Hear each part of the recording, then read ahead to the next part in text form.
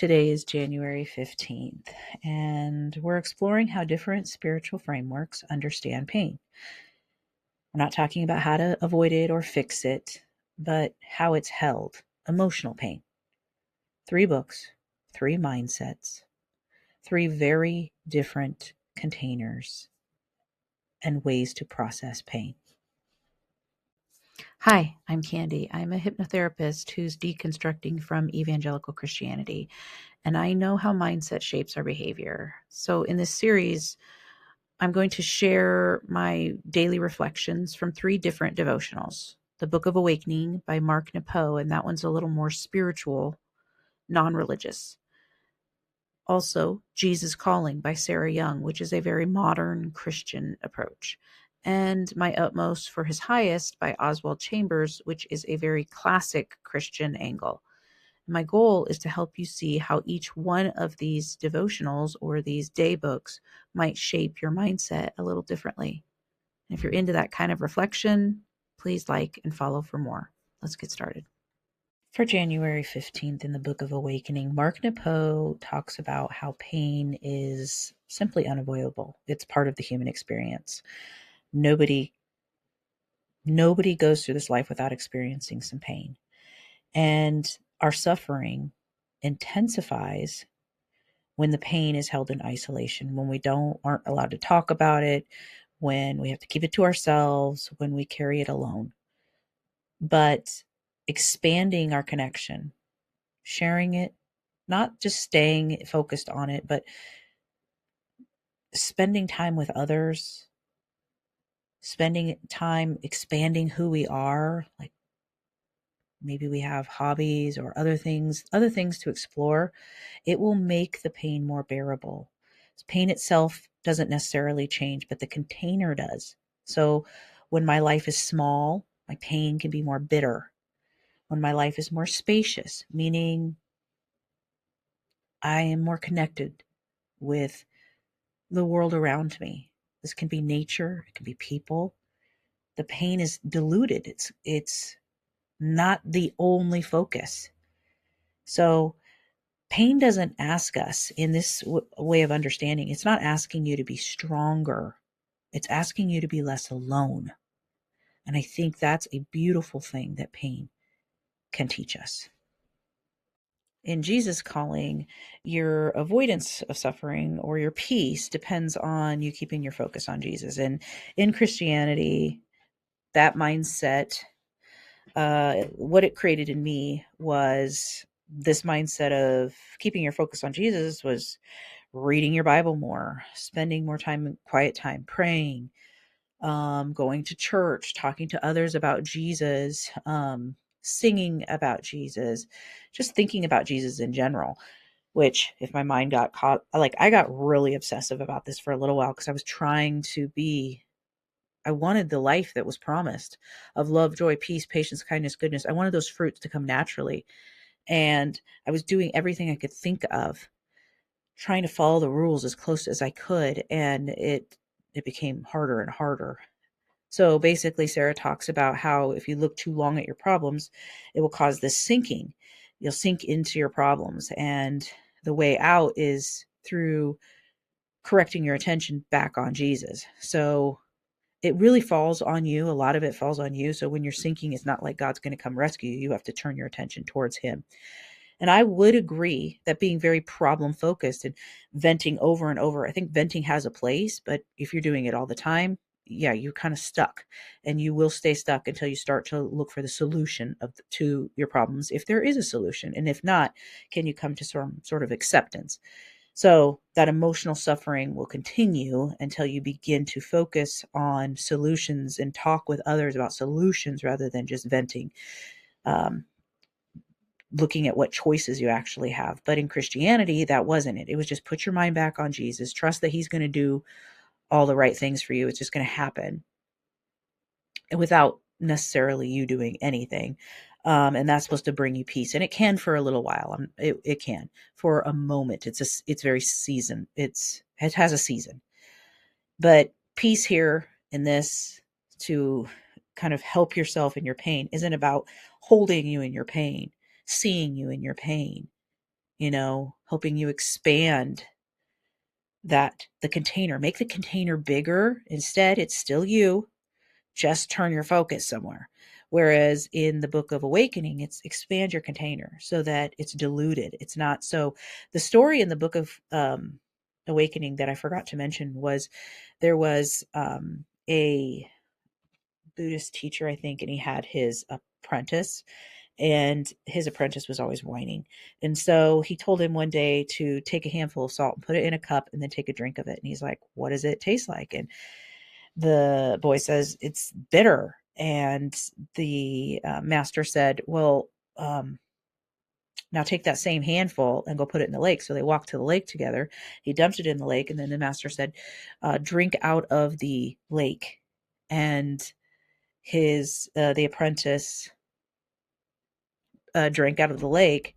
And the teacher says, "Well, how does it taste?" And he was like, "It tastes fresh." And it was because, you know, the salt had more places to go. It was spread more thinly, basically. It was diluted more, so it wasn't as acute pain. And um, that's the message. Spread out the container, make it bigger. And in this, it's kind of narrow your attention, do more, and your pain will lessen. So, two very different messages there. And in my utmost for his highest, your sanctification, or your maybe getting rid of all the yuckiness in you in Christianity, that would be your sin nature, or working through all that, requires for even that process to start, where God trying basically makes you more perfect. And in the idea of Christianity, perfect is without sin, without flaw, never making a mistake, which I do not think is what the Bible is teaching, or at least what Jesus was teaching. But nonetheless, that is what the message that's pushed, or at least what I received. Your sanctification, that process requires you to die to yourself. So this death is something that you decide to do.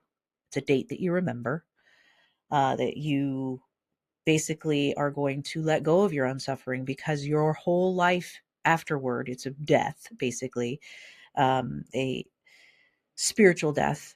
You will begin to live only as a witness for Jesus. So here in this reading of my utmost for his highest, how I would take this as a Christian is that if I'm in pain, it's evidence that I haven't died enough yet. There's still more dying that needs to go on inside of me.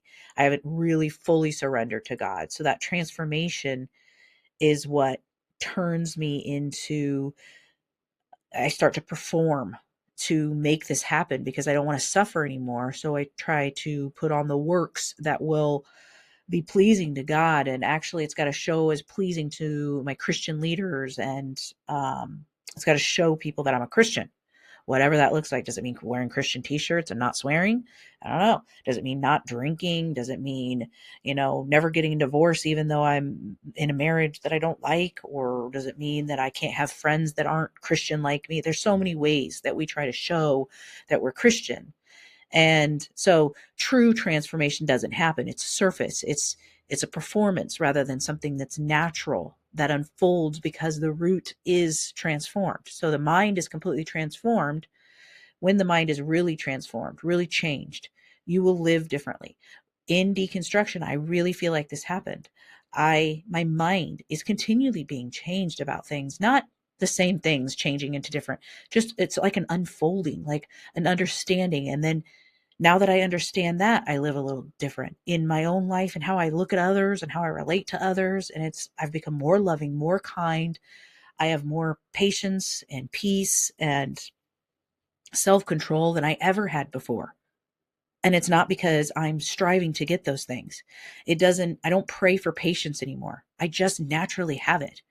And if I feel like I'm getting impatient, I know exactly what to do. I connect with my body.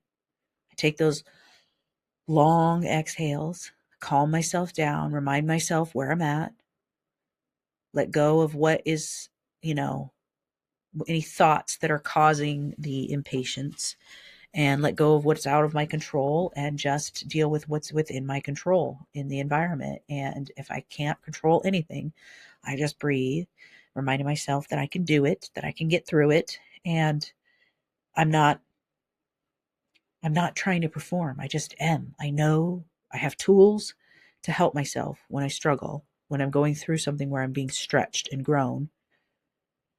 I have so much more of those fruits of the spirit just so naturally. I don't have to like put on a performance for anyone. And I don't care if someone sees me being impatient in the moment, because I know that I'm human and I'm going to experience moments of impatience.